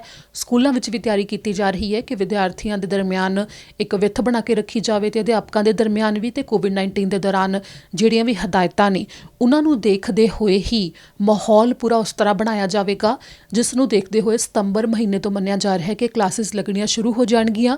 ਇਸ ਦੇ ਵਿੱਚ ਇਹ ਨਹੀਂ ਹੈ ਕਿ ਫੁੱਲ ਟਾਈਮ ਜਿਹੜੀਆਂ ਕਲਾਸਿਸ ਨੇ ਉਹ ਹੀ ਲੱਗਣੀਆਂ ਸ਼ੁਰੂ ਹੋਣ। ਜਿਵੇਂ K-12 ਦੇ ਬੱਚੇ ਨੇ ਉਹਨਾਂ ਦੀਆਂ ਕਲਾਸਾਂ ਵਿੱਚ ਹੋ ਸਕਦਾ ਹੈ ਕਿ ਥੋੜ੍ਹੀਆਂ ਕਲਾਸਾਂ ਜਿਹੜੇ ਖਾਸ ਪ੍ਰੈਕਟੀਕਲ ਹੁੰਦੇ ਨੇ ਜਿਨ੍ਹਾਂ ਤੋਂ ਬਿਨਾਂ ਜੋ ਆਨਲਾਈਨ ਨਹੀਂ ਹੋ ਸਕਦੇ ਉਹ ਸਕੂਲ 'ਚ ਹੋਣ ਤੇ ਬਾਕੀ ਕੰਮ ਆਨਲਾਈਨ ਹੋਵੇ, ਯਾਨੀ ਕਿ ਮਿਲਿਆ ਜੁਲਿਆ ਕੰਮ ਸ਼ੁਰੂ ਕੀਤਾ ਜਾ ਸਕਦਾ ਹੈ। ਇਹ ਨਹੀਂ ਹੈ ਕਿ 100% ਤੱਕ ਹੀ ਸਕੂਲ ਵਿੱਚ ਹੀ ਸਾਰਾ ਕੰਮ ਹੋਵੇਗਾ। ਤੇ ਇਸ ਸੰਬੰਧੀ ਹੁਣ ਇਹ ਵੀ ਮੰਨਿਆ ਜਾ ਰਿਹਾ ਹੈ ਕਿ ਮਾਪਿਆਂ ਦੇ ਦਰਮਿਆਨ ਵੀ ਡਰ ਹੈ ਕਿ ਸਕੂਲ ਜੇਕਰ ਇੱਕ ਵਾਰ ਖੁੱਲ੍ਹ ਵੀ ਜਾਂਦੇ ਨੇ ਤਾਂ ਮੰਨਿਆ ਜਾ ਰਿਹਾ ਹੈ ਕਿ ਮਾਪੇ ਵੀ ਕਾਫੀ ਡਰੇ ਹੋਏ ਨੇ ਕਿ ਆਪਣੇ ਬੱਚਿਆਂ ਨੂੰ ਸਕੂਲ ਭੇਜਦੇ ਨੇ ਉਸ ਦਿਨ ਜਾਂ ਨਹੀਂ। ਉਹ ਆਉਣ ਵਾਲਾ ਸਮਾਂ ਹੀ ਦੱਸ ਸਕਦਾ ਹੈ। ਪਰ ਜਦੋਂ ਕੋਵਿਡ-19 ਦੀਆਂ ਹਦਾਇਤਾਂ ਨਹੀਂ ਲਾਗੂ ਹੋਈਆਂ ਸਨ ਸਕੂਲ ਬੰਦ ਹੋਣ ਦੇ ਬਾਰੇ, ਪਰ ਕੋਵਿਡ-19 ਦੇ ਮਾਮਲੇ ਆਉਣੇ ਸਾਹਮਣੇ ਸ਼ੁਰੂ ਹੋ ਗਏ ਸਨ, ਉਸ ਸਮੇਂ ਵੀ ਮਾਪਿਆਂ ਨੇ ਆਪਣੇ ਬੱਚਿਆਂ ਨੂੰ ਸਕੂਲ ਭੇਜਣਾ ਜ਼ਿਆਦਾਤਰ ਨੇ ਬੰਦ ਕਰ ਦਿੱਤਾ ਸੀ। ਬਹੁਤ ਘੱਟ ਬੱਚੇ ਸਕੂਲਾਂ ਦੇ ਵਿੱਚ ਪਹੁੰਚ ਰਹੇ ਸਨ। ਅਗਲੀ ਖਬਰ ਹੈ ਕਿ ਐਡਮਿੰਟਨ ਦੇ ਦੱਖਣ ਵੱਲ ਹਾਈਵੇ ਦੇ ਉੱਤੇ ਗੋਲੀਆਂ ਚੱਲੀਆਂ ਨੇ। ਗੋਲੀਆਂ ਚੱਲਣ ਕਰਕੇ ਇੱਕ ਮੌਤ ਹੋਈ ਹੈ। ਦਰਅਸਲ ਜੋ ਮ੍ਰਿਤਕ ਹੈ ਉਸ ਦੇ ਬਾਰੇ ਦੱਸਿਆ ਜਾ ਰਿਹਾ ਹੈ ਕਿ ਗੋਲੀਆਂ ਚਲਾਉਣ ਵਾਲਾ ਵਿਅਕਤੀ ਹੀ ਸੀ ਜੋ ਮਾਰਿਆ ਗਿਆ, ਤੇ ਇੱਕ RCMP ਦੇ ਅਧਿਕਾਰੀ ਨੂੰ ਵੀ ਗੋਲੀ ਲੱਗੀ ਹੈ, ਜਿਸ ਨੂੰ ਕਿ ਹਸਪਤਾਲ 'ਚ ਭਰਤੀ ਕਰਵਾਇਆ ਗਿਆ, ਜਿਸ ਦੀ ਹਾਲਤ ਖਤਰੇ ਤੋਂ ਤਾਂ ਬਾਹਰ ਹੈ ਪਰ ਗੰਭੀਰ ਜ਼ਰੂਰ ਬਣੀ ਹੋਈ ਹੈ। ਪੁਲਿਸ ਨੇ ਦੱਸਿਆ ਕਿ ਐਲਟਾ ਦੇ ਕੋਲ 27 ਸਾਲਾ ਵਿਅਕਤੀ ਇਸ ਵਿੱਚ ਮਾਰਿਆ ਗਿਆ। ਕੁਈਨ ਐਲਿਜ਼ਾਬੈਥ 2 ਹਾਈਵੇ ਦੇ ਉੱਤੇ ਇਹ ਮਾਮਲਾ ਵਾਪਰਿਆ। ਪੁਲਿਸ ਨੇ ਦੱਸਿਆ ਕਿ ਮਾਮਲਾ ਸ਼ੁਰੂ ਉਦੋਂ ਹੋਇਆ ਜਦੋਂ ਬਲੈਕਫੈਲਡਸ ਵਿੱਚ ਰੈਡੀਅਰ ਦੇ ਉੱਤਰ ਵੱਲ ਸਵੇਰੇ 8:15 ਵਜੇ RCMP ਅਧਿਕਾਰੀਆਂ ਨੂੰ ਖਬਰ ਮਿਲੀ ਕਿ ਇੱਕ ਵਿਅਕਤੀ ਦੇ ਕੋਲ ਬੰਦੂਕ ਹੈ, ਜਿਸ ਦੇ ਬਾਰੇ ਪੁਲਿਸ ਨੂੰ ਸ਼ਿਕਾਇਤ ਕੀਤੀ ਗਈ। ਜਦੋਂ ਪੁਲਿਸ ਅਧਿਕਾਰੀ ਮੌਕੇ ਤੇ ਪਹੁੰਚੇ ਤਾਂ ਉਹਨਾਂ ਦੇ ਵਾਹਨ ਉੱਤੇ ਇੱਕ ਵਿਅਕਤੀ ਵੱਲੋਂ ਗੋਲੀਆਂ ਚਲਾਈਆਂ ਗਈਆਂ। ਉਸੇ ਮੌਕੇ ਇੱਕ ਔਰਤ ਨੂੰ ਗੋਲੀ ਵੀ ਲੱਗੀ, ਜਿਸ ਨੂੰ ਹਸਪਤਾਲ ਪਹੁੰਚਾਇਆ ਗਿਆ। ਪਰ ਬਾਅਦ ਵਿੱਚ ਪੁਲਿਸ ਨੇ ਦੱਸਿਆ ਕਿ ਜੋ ਵਿਅਕਤੀ ਦੇ ਕੋਲ ਬੰਦੂਕ ਹੋਣ ਦਾ ਮਾਮਲਾ ਸੀ ਉਸ ਨਾਲ ਸੰਬੰਧਿਤ ਇਹ ਮਾਮਲਾ ਨਹੀਂ ਸੀ ਜਿਸ ਵਿੱਚ ਔਰਤ ਨੂੰ ਗੋਲੀ ਲੱਗੀ ਹੈ, ਤੇ ਉੱਥੇ ਤੋਂ ਹੀ ਵਿਅਕਤੀ ਆਪਣਾ ਵਾਹਨ ਲੈ ਕੇ ਫਰਾਰ ਹੋ ਗਿਆ, ਜਿਸ ਦਾ ਪਿੱਛਾ ਵੀ ਪੁਲਿਸ ਨੇ ਕੀਤਾ। ਪਰ ਜਦੋਂ ਹਾਈਵੇ ਦੇ ਉੱਤੇ ਉਸ ਨੂੰ ਰੋਕਿਆ ਗਿਆ ਤਾਂ ਉਸਨੇ ਗੋਲੀਆਂ ਚਲਾਈਆਂ। ਗੋਲੀਆਂ ਲੱਗਣ ਦੇ ਨਾਲ ਵਿਅਕਤੀ ਸੀ ਜੋ ਉਹ ਮਾਰਿਆ ਗਿਆ, ਪਰ ਪੁਲਿਸ ਅਧਿਕਾਰੀ ਗੰਭੀਰ ਰੂਪ 'ਚ ਇੱਕ ਜ਼ਖਮੀ ਹੋਇਆ। ਜਿਸ ਤੋਂ ਬਾਅਦ ਪੁਲਿਸ ਅਧਿਕਾਰੀਆਂ ਨੇ ਜਦੋਂ ਇਸ ਮਾਮਲੇ ਦੀ ਜਾਣਕਾਰੀ ਦਿੱਤੀ ਤਾਂ ਉਹਨਾਂ ਦੇ ਵੱਲੋਂ ਇਹ ਕਿਹਾ ਗਿਆ ਕਿ ਮਾਮਲਾ ਕੁਝ ਉਸੇ ਤਰ੍ਹਾਂ ਦਾ ਸੀ ਜਿਵੇਂ TV ਦੇ ਵਿੱਚ ਦਿਖਾਇਆ ਜਾਂਦਾ ਹੈ ਜਾਂ ਕੋਈ ਕਹਾਣੀਆਂ ਦਿਖਾਈਆਂ ਜਾਂਦੀਆਂ ਨੇ, ਤੇ ਕਾਫੀ ਹੈਰਾਨੀਜਨਕ ਤੌਰ ਦੇ ਉੱਤੇ ਇਸ ਨੂੰ ਦੇਖਿਆ ਜਾ ਰਿਹਾ ਹੈ ਤੇ ਇਸ ਦੇ ਉੱਤੇ ਜਾਂਚ ਵੀ ਹੋਰ ਜ਼ਿਆਦਾ ਕੀਤੀ ਜਾ ਰਹੀ ਹੈ। ਫਿਲਹਾਲ ਮ੍ਰਿਤਕ ਦੀ ਪਛਾਣ ਜਨਤਕ ਨਹੀਂ ਕੀਤੀ ਗਈ ਹੈ। ਇਸ ਦੇ ਨਾਲ ਹੀ ਹੁਣ ਅਗਲੀ ਖਬਰ ਦੇ ਵੱਲ ਰੁਖ ਕਰਦੇ ਹਾਂ। ਅਗਲੀ ਖਬਰ ਉਸੇ ਪਲਾਂਟ ਦੇ ਬਾਰੇ ਹੈ ਜਿਸ ਦੇ ਵਿੱਚ ਐਲਬਰਟਾ ਦੇ ਅੰਦਰੋਂ ਵੱਡੀ ਗਿਣਤੀ ਕਰੋਨਾ ਵਾਇਰਸ ਫੈਲਣ ਦੇ ਮਾਮਲੇ ਸਾਹਮਣੇ ਆਏ, ਜਿਸ ਦੇ ਕਰਕੇ 2000 ਦੇ ਕਰੀਬ ਵਿਅਕਤੀਆਂ ਨੂੰ ਕਰੋਨਾ ਵਾਇਰਸ ਹੋ ਗਿਆ। ਕੰਪਨੀ ਦੇ ਵਿੱਚ 1000 ਦੇ ਕਰੀਬ ਨੂੰ ਹੋਇਆ ਸੀ, ਪਰ ਅੱਗੇ ਜਿਹੜੇ ਉਸ ਕੰਪਨੀ ਦੇ ਕਾਮੇ ਨੇ ਉਹਨਾਂ ਦੇ ਪਰਿਵਾਰਕ ਮੈਂਬਰਾਂ ਨੂੰ ਵੀ ਕਰੋਨਾ ਵਾਇਰਸ ਹੋ ਗਿਆ। ਕਾਰਗਿਲ ਕੰਪਨੀ ਵਿੱਚ ਇੱਕ 60 ਸਾਲਾ ਔਰਤ ਜੋ ਕੰਮ ਕਰਦੀ ਸੀ ਉਸ ਦੀ ਕਰੋਨਾ ਵਾਇਰਸ ਕਰਕੇ ਮੌਤ ਵੀ ਹੋਈ, ਤੇ ਉਸ ਦਾ ਪਤੀ ਹੈ ਜੋ ਉਹ ਕਰੋਨਾ ਵਾਇਰਸ ਦਾ ਪੀੜਤ ਹੈ ਤੇ ਉਹ ਵੀ ਬਿਮਾਰ ਹੈ। ਇਸ ਦੇ ਨਾਲ ਹੀ ਜਿਹੜੇ ਕਾਮੇ ਦੀ ਮੌਤ ਹੋਈ ਸੀ ਉਸ ਨੂੰ ਸ਼ਰਧਾਂਜਲੀ ਦਿੱਤੀ ਜਾ ਰਹੀ ਸੀ, ਪਰ ਉਸੇ ਦੌਰਾਨ ਕਾਮਿਆਂ ਨੂੰ ਇਹ ਜਾਣਕਾਰੀ ਮਿਲੀ ਕਿ ਕੰਪਨੀ ਦੇ ਇੱਕ ਕਾਮੇ ਦੇ ਪਿਤਾ ਦੀ ਕਰੋਨਾ ਵਾਇਰਸ ਕਰਕੇ ਮੌਤ ਹੋ ਗਈ ਹੈ।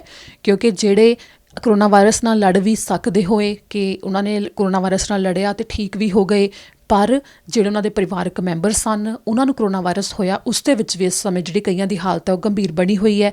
ਘਰਾਂ ਦੇ ਵਿੱਚ ਬਜ਼ੁਰਗ ਨੇ ਜਿਹੜੇ ਉਹਨਾਂ ਦੀ ਹਾਲਤ ਗੰਭੀਰ ਹੈ, ਤੇ ਉਸੇ ਦਾ ਨਤੀਜਾ ਇਹ ਨਿਕਲਿਆ ਕਿ ਇੱਕ ਵਿਅਕਤੀ ਦੀ ਮੌਤ ਵੀ ਹੋਈ ਹੈ। ਕਾਮਿਆਂ ਦੀ ਯੂਨੀਅਨ ਦੇ ਵੱਲੋਂ ਇਸ ਦਾ ਵਿਰੋਧ ਵੀ ਕੀਤਾ ਜਾ ਰਿਹਾ ਹੈ, ਕਿਉਂਕਿ ਇਸ ਵਕਤ ਜਿਹੜਾ ਕੰਪਨੀ 'ਚ ਕਰੋਨਾ ਵਾਇਰਸ ਫੈਲਣ ਦਾ ਮਾਮਲਾ ਸਾਹਮਣੇ ਆਇਆ, ਕਾਮਿਆਂ ਨੇ ਸ਼ਿਕਾਇਤਾਂ ਕੀਤੀਆਂ ਕਿ ਅਣਗਹਿਲੀ ਵਰਤੀ ਗਈ ਹੈ, ਉਹਨਾਂ ਦੀ ਸੁਰੱਖਿਆ ਦਾ ਧਿਆਨ ਨਹੀਂ ਰੱਖਿਆ ਗਿਆ, ਜਿਸ ਦਾ ਨਤੀਜਾ ਇਹ ਨਿਕਲਿਆ ਕਿ ਉਹਨਾਂ ਨੂੰ ਇੰਨਾ ਜ਼ਿਆਦਾ ਘਾਟਾ ਸਹਿਣਾ ਪਿਆ, ਪਰ ਨਾਲ ਹੀ 2 ਹਫ਼ਤੇ ਬਾਅਦ ਕੰਪਨੀ ਨੂੰ ਤਾਂ ਖੋਲ੍ਹ ਵੀ ਦਿੱਤਾ ਗਿਆ। ਕੰਪਨੀ ਦਾ ਕੰਮ ਤਾਂ ਚੱਲ ਵੀ ਰਿਹਾ, ਪਰ ਨੁਕਸਾਨ ਸਭ ਤੋਂ ਜ਼ਿਆਦਾ ਜਿਹੜਾ ਕਾਮਿਆਂ ਦਾ ਹੋਇਆ ਹੈ, ਜਾਨੀ ਨੁਕਸਾਨ ਜੋ ਹੋਇਆ ਹੈ, ਉਸ ਦਾ ਘਾਟਾ ਕਦੇ ਵੀ ਨਾ ਪੂਰਾ ਹੋਣ ਵਾਲਾ ਘਾਟਾ ਹੈ, ਜਿਸ ਦੇ ਬਾਰੇ ਕਾਮਿਆਂ ਦੇ ਵੱਲੋਂ ਫਿਲਹਾਲ ਇਹ ਵੀ ਜਾਣਕਾਰੀ ਦਿੱਤੀ ਜਾ ਰਹੀ ਹੈ ਕਿ ਜੋ ਮੁੜ ਤੋਂ ਕੰਮ ਸ਼ੁਰੂ ਕੀਤਾ ਗਿਆ ਹੈ, ਉਹ ਇੱਕ ਸ਼ਿਫਟ ਦੇ ਵਿੱਚ ਹੀ ਇਸ ਪਲਾਂਟ ਵਿੱਚ ਮੁੜ ਤੋਂ ਕੰਮ ਸ਼ੁਰੂ ਕੀਤਾ ਗਿਆ ਹੈ। ਅਤੇ ਪਲਾਂਟ ਦੇ ਵੱਲੋਂ ਵੀ ਜਾਣਕਾਰੀ ਦਿੱਤੀ ਗਈ ਹੈ ਕਿ ਇੰਸਪੈਕਸ਼ਨਸ ਵੀ ਸਾਰੀਆਂ ਪੂਰੀਆਂ ਹੋ ਗਈਆਂ ਨੇ ਅਤੇ ਇਸ 'ਤੇ ਸਿਹਤ ਵਿਭਾਗ ਨੇ ਵੀ ਇਸ ਦੀ ਪੁਸ਼ਟੀ ਕੀਤੀ ਹੈ ਅਤੇ ਸਾਰੇ ਕਾਮਿਆਂ ਦੇ ਦਰਮਿਆਨ ਵਿੱਥ ਬਣਾ ਕੇ ਰੱਖਣ ਦੀ ਵੀ ਇਹਦੇ ਵਿੱਚ ਜ਼ਿਕਰ ਕੀਤਾ ਗਿਆ। ਇਸ ਦੇ ਨਾਲ ਹੀ ਅਗਲੀ ਖਬਰ ਦੇ ਬਾਅਦ ਰੁੱਖ ਕਰਦੇ ਹਾਂ। ਅਗਲੀ ਖਬਰ ਹੈ ਕਿ ਦਵਾਈਆਂ ਨੂੰ ਲੈ ਕੇ ਕੈਨੇਡਾ ਭਰ ਵਿੱਚ ਕਰੋਨਾ ਵਾਇਰਸ ਤਾਂ ਇੱਕ ਪਾਸੇ ਚੱਲ ਹੀ ਰਿਹਾ, ਤਾਂ ਦੂਜੇ ਪਾਸੇ ਦੂਜੀਆਂ ਬਿਮਾਰੀਆਂ ਦੇ ਵਾਸਤੇ ਜਿੱਥੇ ਇੱਕ ਪਾਸੇ ਜਿਹੜੀਆਂ ਗੰਭੀਰ ਸਰਜਰੀਜ਼ ਹੋਣੀਆਂ ਸੀ, ਉਹਦੇ ਵਿੱਚ ਜਿਹੜੀਆਂ ਐਮਰਜੈਂਸੀ ਹੀ ਸੀ, ਉਹਨਾਂ ਨੂੰ ਹੀ ਇਸ ਸਮੇਂ ਇਜਾਜ਼ਤ ਦਿੱਤੀ ਜਾ ਰਹੀ ਹੈ, ਪਰ ਬਾਕੀ ਨੂੰ ਰੱਦ ਕਰ ਦਿੱਤਾ ਗਿਆ, ਜਿਹੜੀਆਂ ਕਿ ਬਾਅਦ ਵਿੱਚ ਉਹਨਾਂ ਨੂੰ ਸਮਾਂ ਦਿੱਤਾ ਜਾਵੇਗਾ। ਪਰ ਨਾਲ ਹੀ ਜਿਹੜੀਆਂ ਦਵਾਈਆਂ ਨੇ ਉਹਨਾਂ ਦੀ ਸਪਲਾਈ ਦੀ ਘਾਟ ਵੀ ਮਹਿਸੂਸ ਕੀਤੀ ਜਾ ਰਹੀ ਹੈ। ਜਿਹੜੇ ਮਰੀਜ਼ਾਂ ਦੀਆਂ ਦਵਾਈਆਂ ਲੰਮੇ ਚਿਰ ਵਾਸਤੇ ਚੱਲਦੀਆਂ ਨੇ, ਉਹਨਾਂ ਨੂੰ ਪੂਰੀ ਪ੍ਰਸਕ੍ਰਿਪਸ਼ਨ ਦੀ ਲੋੜ ਪੈਂਦੀ ਹੈ। ਫਾਰਮਾਸਿਸਟ ਦਾ ਕਹਿਣਾ ਹੈ ਕਿ ਉਹਨਾਂ ਨੂੰ ਚੁਣੌਤੀਆਂ ਆ ਰਹੀਆਂ ਨੇ ਉਹਨਾਂ ਦੀ ਦਵਾਈਆਂ ਪੂਰੀਆਂ ਕਰਨ ਵਿੱਚ, ਪਿੱਛੋਂ ਸਪਲਾਈ ਨਹੀਂ ਆ ਰਹੀ, ਕਿਉਂਕਿ ਜਿਹੜੀ ਜ਼ਿਆਦਾਤਰ ਦਵਾਈਆਂ ਨੇ ਉਹ ਬਾਹਰਲੇ ਮੁਲਕਾਂ ਤੋਂ ਆਉਂਦੀਆਂ ਨੇ ਅਤੇ ਬਾਹਰਲੇ ਮੁਲਕਾਂ ਤੋਂ ਜਿਹੜੀ ਇਸ ਵਕਤ ਸਪਲਾਈ ਹੈ ਉਹ ਬਹੁਤ ਹੌਲੀ ਹੋਈ ਪਈ ਹੈ, ਜਿਸ ਦੇ ਕਰਕੇ ਵੱਡੀ ਚੁਣੌਤੀ ਦਾ ਸਾਹਮਣਾ ਕੀਤਾ ਜਾ ਰਿਹਾ ਹੈ ਅਤੇ ਦਵਾਈਆਂ ਦੀ ਘਾਟ ਦੇ ਨਾਲ ਨਜਿੱਠ ਰਹੇ ਨੇ ਜਿਹੜੇ ਵੱਡੀ ਗਿਣਤੀ ਮਰੀਜ਼ ਵੀ ਨੇ ਅਤੇ ਫਾਰਮਾਸਿਸਟ ਨੇ। ਇਸ ਦੇ ਵਿੱਚ ਚੁਣੌਤੀਆਂ ਦਾ ਸਾਹਮਣਾ ਕਰ ਰਹੇ ਨੇ ਕਿਉਂਕਿ ਉਹਨਾਂ ਦੇ ਕੋਲ ਮਰੀਜ਼ ਸੰਪਰਕ ਕਰਦੇ ਨੇ ਅਤੇ ਉਹਨਾਂ ਨੂੰ ਪਤਾ ਹੈ ਕਿ ਮਰੀਜ਼ਾਂ ਨੂੰ ਸਮੇਂ ਸਿਰ ਦਵਾਈ ਦੇਣੀ ਵੀ ਜ਼ਰੂਰੀ ਹੈ, ਪਰ ਇਸ ਸਮੇਂ ਜੋ ਘਾਟ ਹੈ ਦਵਾਈਆਂ ਦੀ, ਉਸ ਦੇ ਕਰਕੇ ਦਿੱਕਤ ਦਾ ਸਾਹਮਣਾ ਕਰਨਾ ਪੈ ਰਿਹਾ ਹੈ। ਅਤੇ ਜਿਹੜੀਆਂ ਓਵਰ ਦ ਕਾਊਂਟਰ ਦਵਾਈਆਂ ਮਿਲਦੀਆਂ ਨੇ ਉਹਨਾਂ ਦੇ ਵਿੱਚ ਵੀ, ਕਿਉਂਕਿ ਇਹ ਵੀ ਹੋਇਆ ਕਿ ਜਿਹੜੀਆਂ ਆਮ ਬੁਖਾਰ ਜ਼ੁਕਾਮ ਦੀਆਂ ਦਵਾਈਆਂ ਨੇ ਉਹ ਵੀ ਲੋਕਾਂ ਨੇ ਵੱਡੀ ਗਿਣਤੀ ਦੇ ਵਿੱਚ ਪਹਿਲਾਂ ਹੀ ਓਵਰ ਦ ਕਾਊਂਟਰ ਲੈ ਕੇ ਜਮ੍ਹਾਂ ਕਰ ਲਈਆਂ ਸੀ, ਉਹਦੇ ਕਰਕੇ ਵੀ ਕਾਫੀ ਜ਼ਿਆਦਾ ਜਿਹੜਾ ਪਿੱਛੋਂ ਸਪਲਾਈ ਹੈ ਉਹ ਤਾਂ ਜਿਹੜੇ ਸਮੇਂ ਆਉਂਦੀ ਹੈ ਉਸੇ ਸਮੇਂ ਆਉਣੀ ਹੈ, ਪਰ ਉਸ ਤੋਂ ਪਹਿਲਾਂ ਹੀ ਸਟਾਕ ਮੁੱਕ ਗਿਆ, ਜਿਸ ਦੇ ਕਰਕੇ ਦਿੱਕਤ ਦਾ ਸਾਹਮਣਾ ਕੀਤਾ ਜਾ ਰਿਹਾ ਹੈ। ਇਸ ਵਕਤ ਇਹੀ ਹੈ ਕਿ ਬਿਨਾਂ ਕੁਝ ਸੋਚੇ ਜਿਨ੍ਹਾਂ ਨੂੰ ਜਿਹੜੀਆਂ ਚੀਜ਼ਾਂ ਦੀ ਲੋੜ ਵੀ ਨਹੀਂ ਸੀ, ਬੇਸ਼ੱਕ ਉਹ ਦਵਾਈਆਂ ਹੀ ਕਿਉਂ ਨਾ ਹੋਣ, ਉਹਨਾਂ ਨੂੰ ਆਪਣੇ ਘਰ ਦੇ ਵਿੱਚ ਕਈ ਲੋਕਾਂ ਨੇ ਸਟਾਕ ਕਰ ਲਿਆ, ਵੱਡੀ ਗਿਣਤੀ 'ਚ ਉਹਨਾਂ ਦੀ ਖਰੀਦਦਾਰੀ ਕਰ ਲਈ, ਪਰ ਇਸ ਸਮੇਂ ਜਿਨ੍ਹਾਂ ਨੂੰ ਉਹਨਾਂ ਦਵਾਈਆਂ ਦੀ ਅਤੇ ਉਹਨਾਂ ਚੀਜ਼ਾਂ ਦੀ ਅਹਿਮ ਲੋੜ ਹੈ, ਉਹਨਾਂ ਨੂੰ ਉਹ ਮਿਲ ਨਹੀਂ ਰਹੀਆਂ। ਇਸ ਨਾਲ ਹੀ ਹੁਣ ਅਗਲੀ ਖਬਰ ਦੇ ਵੱਲ ਰੁੱਖ ਕਰਦੇ ਹਾਂ। ਅਗਲੀ ਖਬਰ ਹੈ ਕਿ ਕੈਨੇਡਾ ਭਰ ਤੋਂ ਵੱਖੋ ਵੱਖਰੇ ਚਿੱਠੀਆਂ ਚੋਰੀ ਹੋਣ ਦੇ ਮਾਮਲੇ ਹੈ ਜੋ ਲਗਾਤਾਰ ਸਾਹਮਣੇ ਆਉਂਦੇ ਜਾ ਰਹੇ ਨੇ ਅਤੇ ਜਾਗਰੂਕ ਰਹਿਣ ਲਈ ਜਿੱਥੇ ਇੱਕ ਪਾਸੇ ਲੋਕਾਂ ਨੂੰ ਕਿਹਾ ਜਾ ਰਿਹਾ ਤਾਂ ਹੀ ਇੱਕ ਪੁਲਿਸ ਨੇ ਰਿਪੋਰਟ ਵੀ ਜਾਰੀ ਕੀਤੀ ਹੈ, ਇੱਕ ਚਾਰਟ ਜਾਰੀ ਕੀਤਾ ਗਿਆ ਜਿਸ ਦੇ ਵਿੱਚ ਦੱਸਿਆ ਗਿਆ ਕਿ ਕਿੰਨੇ ਫੀਸਦ ਅਪਾਰਟਮੈਂਟਸ ਦੇ ਵਿੱਚ, ਬਿਲਡਿੰਗਸ ਦੇ ਵਿੱਚੋਂ ਮੇਲਸ ਚੋਰੀ ਹੋ ਰਹੀਆਂ ਨੇ ਅਤੇ ਕਿੰਨੀਆਂ ਘਰਾਂ ਦੇ ਵਿੱਚੋਂ ਚੋਰੀ ਹੋਈਆਂ ਰਹੀਆਂ ਨੇ। ਇਸ ਦੇ ਵਿੱਚ ਪੁਲਿਸ ਨੇ ਜੋ ਅੰਕੜੇ ਸਾਂਝੇ ਕੀਤੇ ਨੇ ਉਹ ਜਨਵਰੀ 1, 2020 ਤੋਂ ਲੈ ਕੇ ਮਈ 1, 2020 ਤੱਕ ਦੇ ਨੇ, ਜਿਸ ਦੇ ਵਿੱਚ ਪੈਕੇਜ ਡਿਲੀਵਰੀਜ਼ ਨੇ ਜਿਹੜੀਆਂ ਉਹਨਾਂ ਦੇ ਚੋਰੀ ਹੋਣ ਦਾ 34% ਤੱਕ ਹੈ ਜਿਹੜਾ ਦੱਸਿਆ ਗਿਆ ਕਿ ਸਵੇਰੇ 11 ਵਜੇ ਤੋਂ ਦੁਪਹਿਰ 3 ਵਜੇ ਤੱਕ ਜ਼ਿਆਦਾ ਤੋਂ ਜ਼ਿਆਦਾ ਚੋਰੀ ਹੋ ਜਾਂਦੇ ਨੇ। ਉਸ ਸਮੇਂ ਧਿਆਨ ਦਿੱਤਾ ਜਾਵੇ ਅਤੇ ਅਪਾਰਟਮੈਂਟਸ ਦੇ ਵਿੱਚ ਜਿਹੜੇ ਮੇਲ ਬਾਕਸ ਨੇ ਉਹਨਾਂ ਦੇ ਵਿੱਚ ਦੱਸਿਆ ਗਿਆ ਕਿ 66% ਤੱਕ ਜਿਹੜੇ ਚੋਰੀ ਹੋਣ ਦੇ ਮਾਮਲੇ ਸਾਹਮਣੇ ਆਏ ਨੇ। ਉਸ ਦੇ ਵਿੱਚ ਹੁਣ ਤੱਕ 21 ਚੋਰੀਆਂ ਹੋਈਆਂ ਨੇ ਅਤੇ ਸਭ ਤੋਂ ਜ਼ਿਆਦਾ ਜਿਹੜਾ ਚੋਰੀਆਂ ਹੋਣ ਦੇ ਮਾਮਲੇ ਜਿਹੜੇ ਸਮੇਂ ਸਾਹਮਣੇ ਆਏ ਨੇ ਉਹ ਸਵੇਰੇ 4 ਵਜੇ ਤੋਂ ਲੈ ਕੇ ਸਵੇਰੇ 7 ਵਜੇ ਤੱਕ। ਬਾਰ-ਬਾਰ ਪੁਲਿਸ ਦੇ ਵੱਲੋਂ ਜਾਗਰੂਕ ਕੀਤਾ ਜਾ ਰਿਹਾ ਹੈ ਕਿ ਸ਼ਾਮ ਨੂੰ ਇੱਕ ਵਾਰ ਆਪਣੇ ਮੇਲ ਬਾਕਸ ਜ਼ਰੂਰ ਚੈੱਕ ਕੀਤੇ ਜਾਣ ਕਿ ਕਈ ਵਾਰ ਜ਼ਿਆਦਾ ਸਵੇਰ ਦੇ ਸਮੇਂ ਨੇ ਜਿਹੜੇ ਉਹ ਪੈਕੇਜ ਜਾਂ ਫਿਰ ਮੇਲਸ ਚੋਰੀ ਕੀਤੀਆਂ ਜਾ ਰਹੀਆਂ ਨੇ, ਜਿਸ ਦੇ ਵਿੱਚ ਕਾਫੀ ਅਹਿਮ ਜਾਣਕਾਰੀ ਮੌਜੂਦ ਹੁੰਦੀ ਹੈ। ਸਿਰਫ ਇਹੀ ਨਹੀਂ, ਨਾਲ ਹੀ ਇਹ ਵੀ ਪੁਲਿਸ ਦੇ ਵੱਲੋਂ ਕਿਹਾ ਗਿਆ ਕਿ ਫਰੋਡ ਕੀਤਾ ਜਾ ਰਿਹਾ ਹੈ ਲੋਕਾਂ ਨੂੰ ਕੋਵਿਡ-19 ਦੇ ਤਹਿਤ। ਇੱਕ ਪਾਸੇ ਜਿਵੇਂ ਕਿ ਟੈਕਸ ਭਰਾਉਣ ਦੀ ਜਿਹੜੀ ਤਰੀਕ ਹੈ ਉਹ ਅੱਗੇ ਜਿਵੇਂ ਸਰਕਾਰ ਵੱਲੋਂ ਵਧਾਈ ਗਈ ਹੈ, ਛੋਟ ਦਿੱਤੀ ਗਈ ਹੈ, ਪਰ ਸਰਕਾਰੀ ਅਧਿਕਾਰੀ ਬਣ ਕੇ ਜਾਅਲੀ ਤੌਰ ਦੇ ਉੱਤੇ ਲੋਕਾਂ ਨੂੰ ਜਾਂ ਈਮੇਲ ਕੀਤੀ ਜਾਂਦੀ ਹੈ ਜਾਂ ਫੋਨ ਕੀਤੇ ਜਾਂਦੇ ਨੇ ਕਿ ਉਹਨਾਂ ਨੂੰ ਟੈਕਸ ਭਰਵਾਉਣਾ ਪੈਣਾ, ਤਰੀਕ ਲੰਘ ਰਹੀ ਹੈ, ਜਿਸ ਦੇ ਲਈ ਉਹਨਾਂ ਦੀ ਜਾਣਕਾਰੀ ਮੰਗੀ ਜਾਂਦੀ ਹੈ, ਜਿਸ ਦੇ ਵਿੱਚ ਲੋਕਾਂ ਨੂੰ ਲੁੱਟ ਦਾ ਸ਼ਿਕਾਰ ਬਣਾਇਆ ਜਾਂਦਾ ਹੈ, ਜਿਸ 'ਚ ਅਧਿਕਾਰੀਆਂ ਨੇ ਕਿਹਾ ਕਿ ਬਾਰ-ਬਾਰ ਉਹਨਾਂ ਵੱਲੋਂ ਜਾਣਕਾਰੀ ਦਿੱਤੀ ਜਾ ਰਹੀ ਹੈ ਕਿ ਕਿਸੇ ਵੀ ਤਰ੍ਹਾਂ ਅਧਿਕਾਰੀ ਨੇ ਜਿਹੜੇ ਉਹ ਕਦੀ ਵੀ ਫੋਨ ਕਰਕੇ ਤੁਹਾਤੋਂ ਕੋਈ ਜਾਣਕਾਰੀ ਨਹੀਂ ਮੰਗਣਗੇ। ਅਤੇ ਇਸ ਸੰਬੰਧੀ ਜੋ ਜਾਣਕਾਰੀ ਦਿੱਤੀ ਜਾ ਰਹੀ ਹੈ ਅਤੇ ਪੁਲਿਸ ਨੇ ਦੱਸਿਆ ਕਿ ਕੋਵਿਡ-19 ਦੇ ਕਰਕੇ ਹੋਰ ਕਿਹੜੇ-ਕਿਹੜੇ ਫਰੋਡ ਹੋ ਰਹੇ ਨੇ, ਉਸ ਦੇ ਉੱਤੇ ਤੁਹਾਨੂੰ ਦਿਖਾਉਂਦੇ ਇੱਕ ਰਿਪੋਰਟ।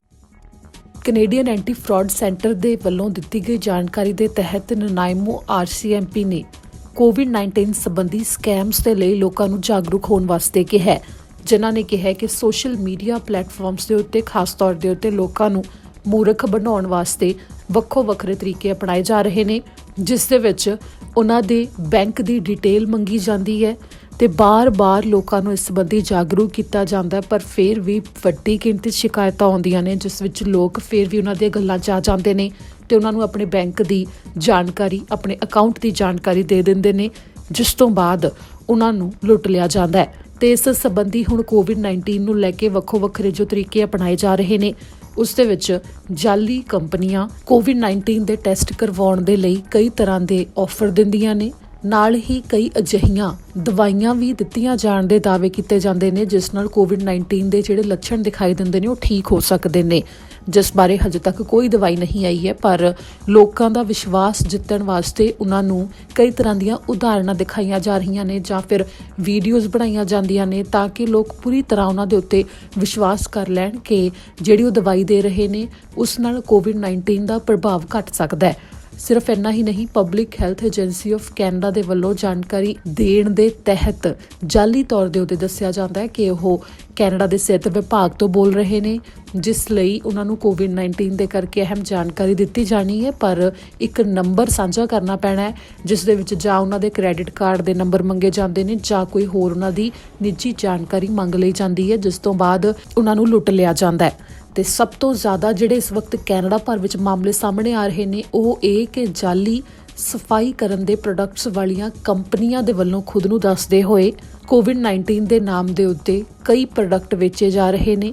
ਇੱਥੇ ਜ਼ਿਕਰਯੋਗ ਹੈ ਕਿ ਕੋਵਿਡ-19 ਨਾਲ ਸੰਬੰਧਿਤ ਸਰਕਾਰੀ ਤੌਰ ਦੇ ਉੱਤੇ ਕੋਈ ਵੀ ਅਜਿਹਾ ਪ੍ਰੋਡਕਟ ਹੁਣ ਤੱਕ ਨਹੀਂ ਦੱਸਿਆ ਗਿਆ ਜਿਸ ਨਾਲ ਕੀਟਾਣੂ ਖਤਮ ਹੁੰਦੇ ਹੋਣ, ਜਿਸ ਵਿੱਚ ਇਹੋ ਹੈ ਕਿ ਜਿੰਨੇ ਵੀ ਸਫਾਈ ਵਾਲੇ ਪ੍ਰੋਡਕਟ ਨੇ ਉਹਨਾਂ ਨੂੰ ਆਪਣਾ ਸਮਾਨ ਸਾਫ਼ ਕਰਨ ਵਾਸਤੇ ਜਾਂ ਫਿਰ ਸੈਨੀਟਾਈਜ਼ਰ ਦੀ ਵਰਤੋਂ ਕੀਤੀ ਜਾ ਸਕਦੀ ਹੈ ਹੱਥ ਧੋਣ ਵਾਸਤੇ, ਪਰ ਕਿਸੇ ਵੀ ਇੱਕ ਪ੍ਰੋਡਕਟ ਦੀ ਜਾਣਕਾਰੀ ਇਸ ਦੇ ਵਿੱਚ ਨਹੀਂ ਦਿੱਤੀ ਗਈ ਹੈ। ਪਰ ਕੁਝ ਕੰਪਨੀਆਂ ਵੱਲੋਂ ਲੋਕਾਂ ਨੂੰ ਮੂਰਖ ਬਣਾਇਆ ਜਾਂਦਾ ਹੈ, ਡਰਾਇਆ ਜਾਂਦਾ ਹੈ ਕਿ ਕੋਵਿਡ-19 ਤੋਂ ਤੁਸੀਂ ਬਚ ਸਕਦੇ ਹੋ ਜੇਕਰ ਉਹਨਾਂ ਦੀ ਕੰਪਨੀ ਦੇ ਪ੍ਰੋਡਕਟਸ ਦੀ ਵਰਤੋਂ ਕਰਦੇ ਹੋ। ਅਜਿਹਾ ਨਾ ਕੀਤਾ ਜਾਵੇ ਕਿ ਉਹਨਾਂ ਦੇ ਗੱਲਾਂ ਵਿੱਚ ਆ ਕੇ ਜਾਂ ਆਪਣੀ ਜਾਣਕਾਰੀ ਦਿੱਤੀ ਜਾਵੇ ਜਾਂ ਫਿਰ ਮਹਿੰਗਾ ਸਮਾਨ ਖਰੀਦ ਲਿਆ ਜਾਵੇ ਜਾਂ ਫਿਰ ਜਾਲੀ ਕੋਵਿਡ-19 ਦੇ ਟੈਸਟ ਕਰਵਾਉਣ ਲਈ ਫੀਸ ਦੇ ਦਿੱਤੀ ਜਾਵੇ। ਨਨਾਇਮੋ RCMP ਦੇ ਵੱਲੋਂ ਤਾਂ ਜਾਗਰੂਕ ਕਰਨ ਵਾਸਤੇ ਇਹ ਕਿਹਾ ਹੀ ਗਿਆ, ਸਗੋਂ ਕੈਨੇਡਾ ਭਰ ਵਿੱਚ ਪੁਲਿਸ ਦੇ ਵੱਲੋਂ ਬਾਰ-ਬਾਰ ਕਿਹਾ ਜਾ ਰਿਹਾ ਹੈ ਕਿਉਂਕਿ ਬੇਸ਼ੱਕ ਬਾਰ-ਬਾਰ ਲੋਕਾਂ ਨੂੰ ਜਾਗਰੂਕ ਕੀਤਾ ਜਾ ਰਿਹਾ ਹੈ ਪਰ ਕੋਵਿਡ-19 ਦੇ ਕਾਰਨ ਹੋ ਰਹੇ ਅਜਿਹੇ ਸਕੈਮ ਫਿਰ ਵੀ ਵੱਧਦੇ ਹੀ ਜਾ ਰਹੇ ਨੇ। ਤੇ ਉਧਰ ਵੈਨਕੂਵਰ ਪੁਲਿਸ ਨੇ ਜਾਣਕਾਰੀ ਦਿੱਤੀ ਕਿ ਨਸ਼ੇ ਦੀ ਇੱਕ ਵੱਡੀ ਖੇਪ ਉਹਨਾਂ ਨੇ ਬਰਾਮਦ ਕੀਤੀ ਹੈ।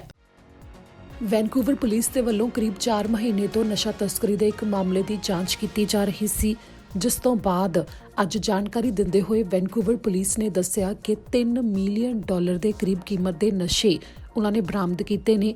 ਨਾਲ ਹੀ 8 ਹੈਂਡਗਨਸ ਤੇ ਨਾਲ ਰੌਂਦ ਬਰਾਮਦ ਕੀਤੇ ਨੇ।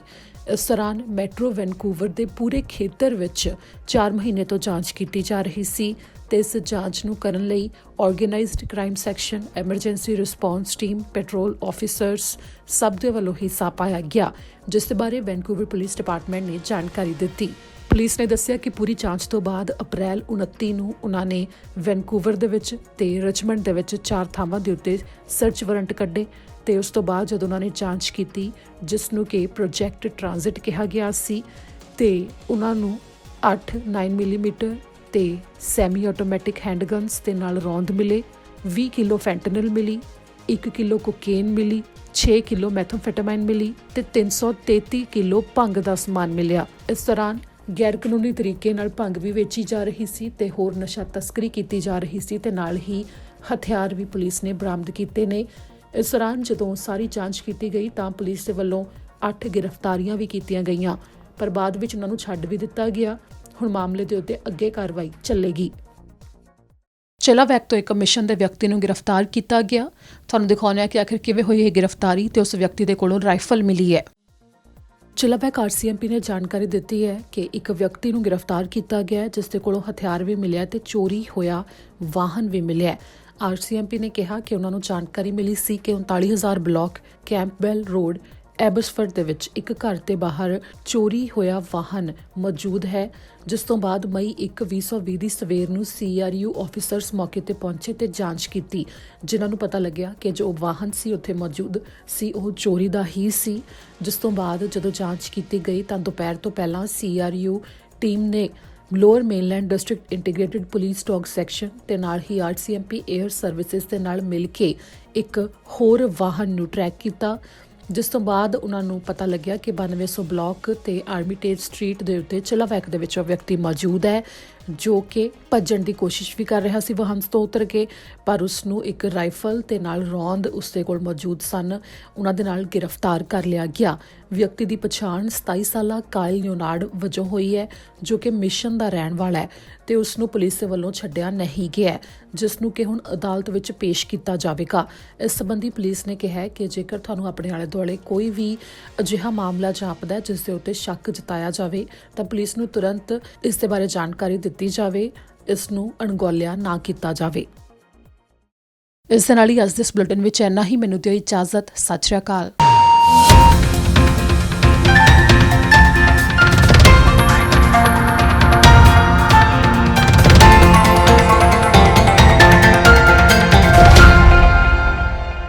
ਸਤਿ ਸ਼੍ਰੀ ਅਕਾਲ ਜੀ, ਮੈਂ ਨਿਰਮਲ ਮਾਨ ਊੜਾ ਟੈਕਸ ਸੈਟਲਮੈਂਟ ਤੋਂ।